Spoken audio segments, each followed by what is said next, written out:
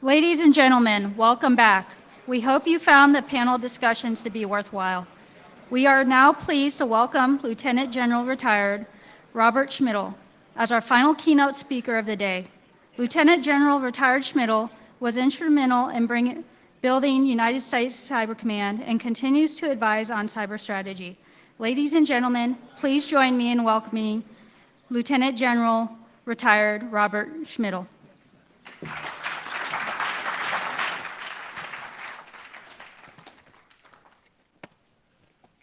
Okay, holy cow, if I forgot my notes, I could read the rest of this introduction here. So first of all, I am delighted to be here. This is an exciting conference that you all are running here, and you don't know it, I am a Marine. And although I do have a nephew that graduated from West Point and played football there and just got his Green Beret here 2 months ago, so that's kind of cool. So we have a bit of an Army connection as well.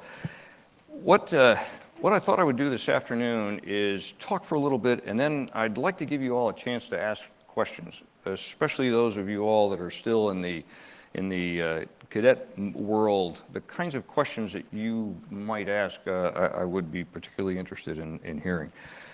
So what I'm going to address this afternoon is looking at what I was asked to do is to talk a little bit about trying to envision the battlefield of the future, or the battle space of the future, beyond sort of the conventional way that we think about warfare and the conventional way that we think about the application of force in conflict. So to start off with, what I'd like to do is propose two things. One, that what remains the same?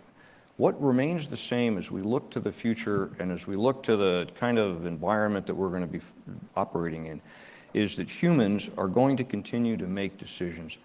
Now, I got the thing with AI, and I know that we're heading in that direction, and that there's a lot of things that AI can do, will do, et cetera, but for the purposes of the discussion today, I'm going to assume that the humans are still the major decision makers, are the decision makers in the way that we think about operations. What's going to change? There's two big things that I think are going to change here as we look forward, and those two things, first of all, what's going to change is our perception of time, and time as distinguished from space. Okay, so when we think about, the way that we traditionally teach tactics and operations, we talk about things like key terrain, and we talk about the high ground, and it's just embedded in our narrative and in our language. And yet I would suggest that that's not really the most important thing anymore, that it's time. It's time that we can't get back. It's time that we try, that when we think about time and we think about like decision cycles and getting inside of somebody's OODA loop, right? So you've heard of the OODA loop, the Air Force colonel back in the 70s named Charles Boyd was trying to think about how fighter pilots make decisions. And he came up with this construct called the OODA loop, and it stands for observe, orient, decide, and act. And I would suggest that there's actually one more thing in there. When you observe something, you orient yourself to it, you decide to do something, you act, and then you analyze what you've just done to take you through this cycle. And that OODA loop is defined in time. And what we're trying to do as we look at these, especially with what kinds of operations that cyber enables us to do, is to get inside an adversary's OODA loop and to be able to operate more quickly and to think of time in a circular manner, right? It's not instead of thinking of it as a stream of time like we traditionally do, it's actually the little eddies and currents that circle around. And if we think about it in that sense, I suspect that it's going to give us a different operational design, a different way of thinking about the operations. The other part of this that I think is really important, the other pillar here, is perspective. So we are all prisoners of where we came from, the culture we live in, the society we come from, and what we really need is we need different perspectives on how we do that, on how we do things. And where do we get those perspectives from? Well, we get them from, those of us in uniform, from sources that may not be so obvious. Our allies and partners are very obvious.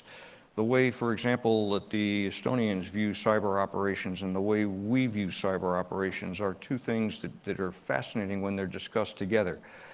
The other thing is when I was standing up Cyber Command, I was the deputy commander up there, and when we started doing operational planning, and back in the day before people really realized, I guess, what we were doing up there, that I would put these operational planning teams together, and I would always ensure that we had a number of young civilian analysts from NSA in the room, because I found out again and again and again that their perspectives on some of the things that we were trying to do, not only their technical perspectives, but their sort of cultural perspectives were vastly important to me and were extremely valuable.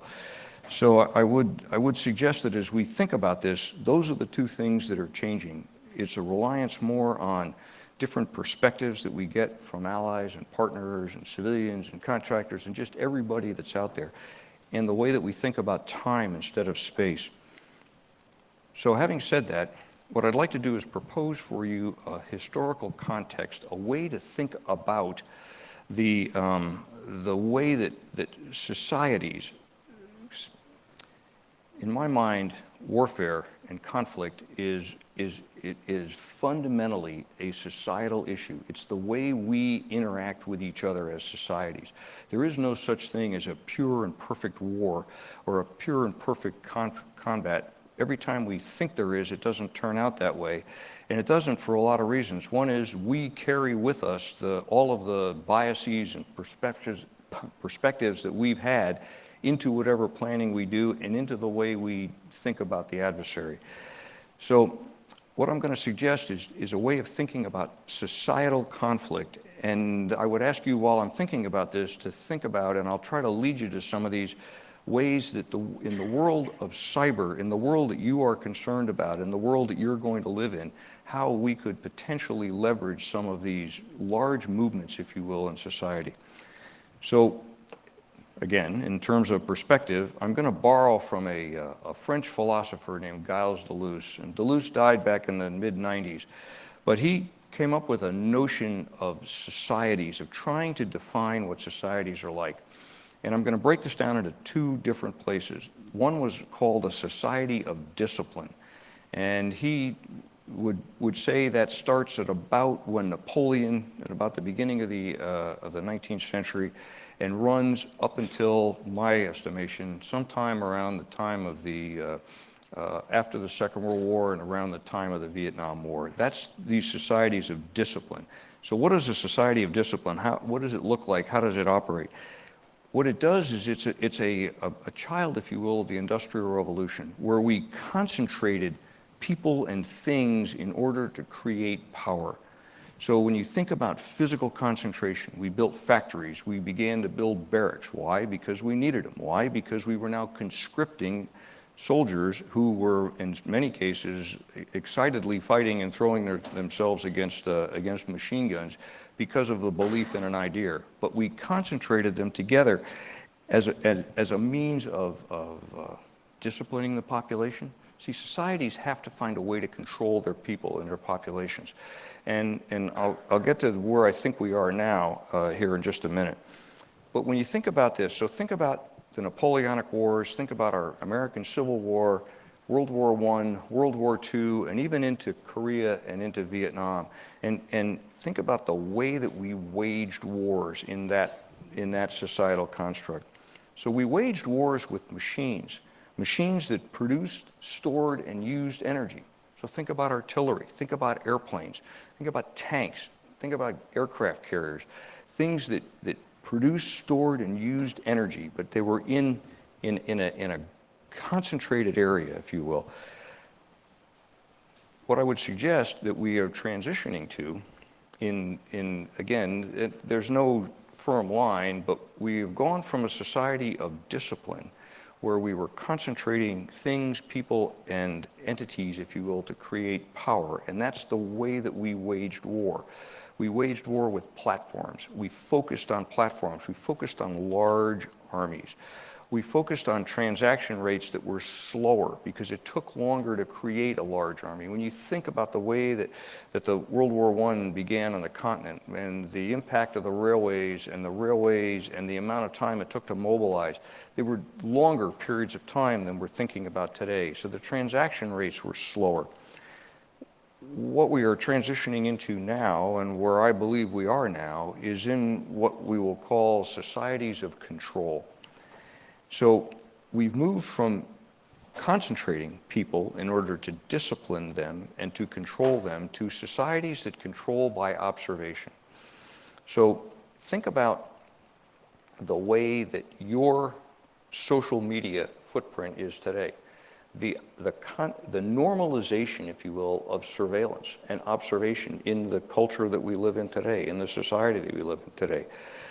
The notion that you can now, if you're thinking about an adversary, you don't need to target large groups of adversaries. You can target individuals inside of those groups. That no longer is concentration necessary, but actually dispersion is the order of the day, and dispersion to individuals and individual entities. So as an example, this story that I'm going to tell you was told to me a couple of months ago by a very senior person in the government, and it was very credible. We had discovered something interesting about and this is a tactical example, but it goes to this notion of differentiation and targeting of individuals. In Ukraine, there was an example of the Russians getting into the social media, the Facebook pages, if you will, of Ukrainian soldiers. And what they were, in this one particular case, what they did is they posted something on the Facebook page that they knew was being read by a particular soldier's family. And the posting said that unfortunately their son had been killed that day in some kind of a firefight. Well, so the mother or the daughter, I cannot remember which, I think it was his mother, saw this and immediately picked up her phone, right? Because everybody, like every one of our soldiers and Marines, they've all running around with smartphones. Picked up the phone and they called her son. And he picked up the phone, he answered it, talked to him for 30 or 45 seconds, hung up the phone, and within about 4 or 5 minutes, he was dead from a sniper's bullet because they had triangulated exactly where he was.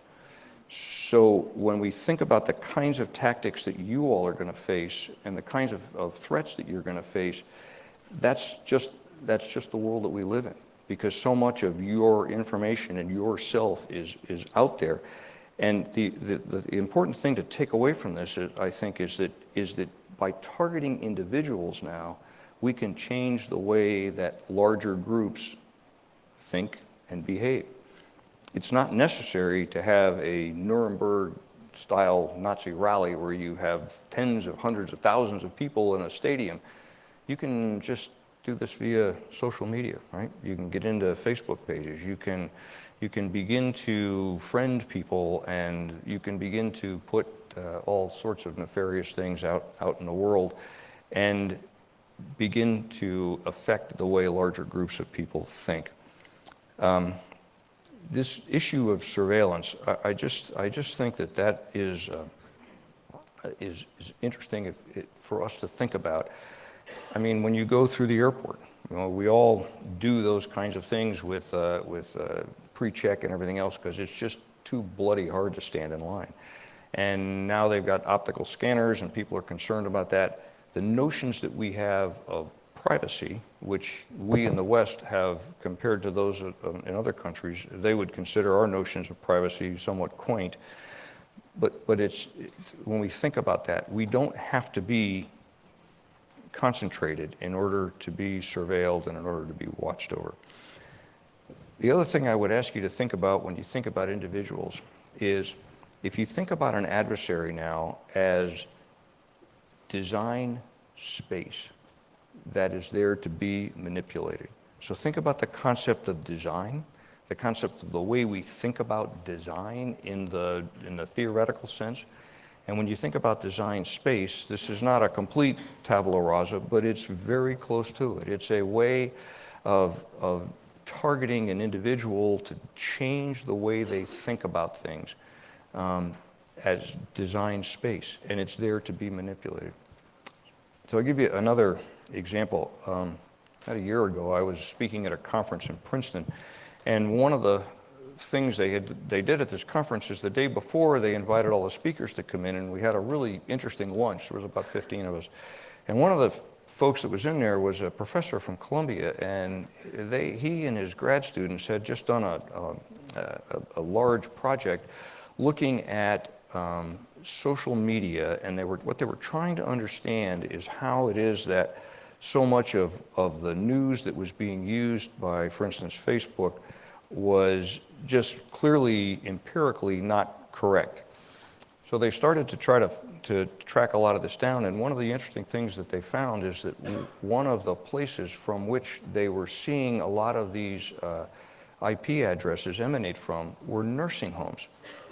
And so they all kind of scratched their heads, and they went out and they started to visit these nursing homes. And what they found was that the demographic of the 85-year-old folks is that what they were doing is, if one of their friends or neighbors or someone they trusted had sent them a news article, they just made an assumption that this had to be true, otherwise, Millie wouldn't have sent that to me. And so they got into this do loop that was based on their trust of their friends to send them this information, and they were in turn sending it out to others. They also did not understand, and as these folks from Columbia explained to them, how, for instance, Facebook News works, and how every time you click on something, it sends you to a site that is going to be more active. It's trying to keep your attention, right? And when you do that, though, the algorithm that's currently in there will begin to tailor the news that you see. So within weeks, days, months, depending on how much time you spend on there, the only thing you ever see in the news there will be exactly what the algorithm thinks you want to see. So you've now taken, remember at the beginning when I talked about perspectives, we've taken all that off the shelf. There is no other perspective, it's just the one that you want. So the last part about this Columbia experiment that I thought was fascinating is that when I asked the question, I said, so tell me, what do your undergraduate students think when you briefed all of this to them? And he said, well, they all laughed and said, Facebook is so old. That's old think. We're not into that anymore. We're into other things. And rattled off a half a dozen other things. And interestingly enough, that generation was much more skeptical of the things they were seeing on the web than the older generation. And just an interesting data point. But so when we think about societies of control, we think about how we would wage war in these societies. And I would suggest we are moving away from waging war with platforms that produce, store, and use energy. And we're moving towards platforms or towards capabilities that manipulate data, that control access, and that confuse accuracy. A number of years ago, I was running the Marine Corps set up a warfighting lab, and in that we had an operational unit called a Special Purpose MAGTF Experimental. And I was the commander of this, and we were conducting an experiment in California. This is 20 years ago. And one of the things that was part of this experiment, we were operating off a ship. We had Marines all over Oakland, et cetera, et cetera. We set up a wireless internet. It was quite the advanced thing at the time. And one of the things that happened is that the NSA Red Team got into our networks. We invited them to come in. I didn't. My boss did. I said, look, I tell you what's going to happen. And what I watched on my staff is what was the most debilitating thing to the staff officers was looking at the icons on the screen and wondering whether or not they were real. And I found that in one of the experiments, I actually just literally pulled the plug and sent everybody back to maps and single channel radios, and they were more comfortable with that because they knew who they were talking to and they believed what they were hearing. So this notion of accuracy of data is extremely important when we think about the way we operate and what and the kinds of assumptions we make. We are more concerned now, I would suggest, with using military power than we are with producing it. What does that mean to you all? One of the other things I do in my other life is I'm an advisor to a venture capital portfolio that on the West Coast, out of Silicon Valley, and they only invest in dual-use technologies. And everything that we do in the world of cyber is dual use. It has a commercial application and a military application. So the days when we are producing just specifically military things, no, I got it, we still do that today. But in the world of cyber, more and more of these are coming together, and the boundaries between them are much more indistinct than they were in the past. The last thing that I would leave you with is, there's been a lot of discussion about hybrid warfare and what this might mean. My personal belief is that we're going to quickly move beyond hybrid warfare. And what you all are doing in the way that you defend and the way that you attack and the way that you think about cyber operations is going to become the focus of main effort. It is what is going to be the thing that drives everything else that we do. We've seen the way the Russians have, at some tactical level and at some operational level, been able to influence things, whether it's operations in Ukraine, whether it's elections or whatever they might be doing that's nefarious.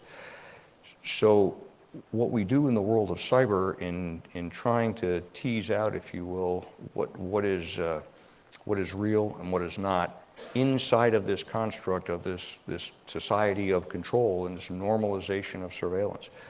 You only have to look at the Chinese social credit system to see how you normalize surveillance to a point where it just becomes the way you live. Finally, just to circle back again, the things that I think are changing and the things that I think we would do well to think about are time, the way we think about time. I can lose that hill and I can go back the next day and take it again. But if I lose time, I don't know how I get that back. So that's one way to think about it. The other way to think about it is in terms of time and tempo and what I do in such a way that it causes the adversary to not be able to react. Now, when we get into the world of AI and we start talking about algorithms and the way they're going to deal with each other, there's a different metric that's at work here. But I would still suggest that we should think about whether or not reacting to an adversary quickly is always the best thing. And that's why sometimes when we still have humans in the loop on that. The other thing I would suggest is this notion of perspectives and the inclusion. I mean, I have seen this operationally. It has just been one of the things that has been consistent, I think, in the success of a lot of things that we've done, is when we do operational things, we include them. I mean, I can't tell you how many times at NSA, when the youngest analyst in the room would come up with an idea, and everybody in uniform would turn and look at her, and I said, well, okay, let's try it. And in many, many cases, it was exactly what was most effective. So when you think about the allies, when you think about your partners and the commercial folks and academia, I mean, God knows I'm part of academia now. I teach cybersecurity courses at Arizona State University. I'm going to teach a class this spring on planning and strategy and planning for cyber operations. It's for their policy folks, so it's not a deep technical computer science program, but it's designed to help them understand how cyber could be used to affect that. The last thing I would leave you with, and then we'll have some time to take some questions. A number of years ago, there was the president of the Czech Republic. His name was Václav Havel. He was also a playwright and an author. And he was giving a commencement speech at a university in Prague one year, and this is how he ended the commencement speech. And he turned to the students that were graduating, and he said to them, "You should always seek the company of those who search for the truth." And then he paused for a minute, and he said, "And you should run from those that have found it." So I would just leave you with that thought, and I have 2 minutes left to go, and I'd be delighted to take questions, and the harder they are, the better I like it. So if somebody has something that they would like to ask about this or about Cyber Command or anything else I've done, I'd be happy. Sir, I think we've got time for about, one question. Colonel Ross is going to make his way over to that cadet section over there to your right. No pressure. You got a question? I can't see it, but I can see. Thank you. Who we got? Who we got? We got one. Sir, Cadet Lowe, In relation to the attacks that we're seeing now with cyber Russian hacking soldiers' phones in Ukraine, stuff like that, in the future with things like deepfakes and stuff like that, being able to get into the Facebook account and stuff like that, and the ability for psychological warfare on civilians to demoralize the will for a nation to fight, if we want to go like a Clausewitz route there, how would we defend against something like that to keep the morale of soldiers and their families in support of our efforts in war? So if I got the question right, you were asking how would we respond to cyber hackers or hacktivists that were trying to affect folks other than us, right? Is that did I get the gist of that? Both the morale of soldiers and their civilian families at home, sir. I'm sorry, go ahead, say again. The morale of soldiers fighting the war as well as their civilian families. Oh, So seeing the effects of that on both sides. So it's a great question. I mean, think about it. What do you think the effect was on the rest of the soldiers in that Ukrainian soldier's platoon when they figured out how he had been targeted by a sniper? And what do you think the effect was back in his house with his family and in their neighborhood, in their village, where they came from? Very, very real problem. And I mean, you're ultimately the morale of the home front has more of an effect than we generally give credit to in the way we execute wars.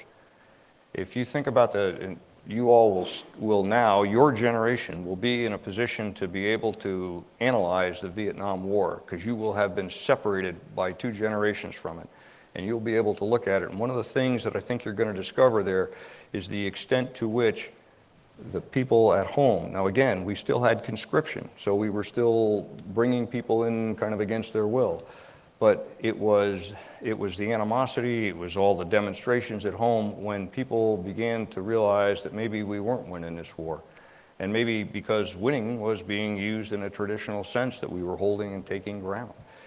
So that is a very important part of this. And when you think about when the Russians, if you take a look at the campaign they used when they went into Crimea, it's really, really interesting. You know, they start with, very similar to what the Germans did in the Sudetenland in 1938. You start by encouraging locals, people to say, look, this is your territory that the Ukrainians took from you, and it really belongs to you, and you should be part of Mother Russia, et cetera, et cetera, et cetera. So that narrative is going to be, and that counter narrative, I think, is where the battlefield of the future is going to lie. Is this narrative and counter narrative fight, and how we're going to think about how we're going to dominate that, if you will, if there's any way we can do that. So that's a great question. I mean, you've gotten to the core of what it is that enables a nation to fight and to sustain itself. Even if you look at Iraq and Afghanistan, if you look at all of the measures that the leadership took to keep the country behind the military that was in there. You know, I mean, every time you walk through an airport, somebody says, thank you for your service. You know, okay, buy me a beer and I'll be even happier. But I mean, you know, so that's, no, that's you guys to do that. I don't drink beer anymore, but nonetheless, so. Okay, perfect. What do you want me to do now? Uh-oh, I'm getting the hook. We're done.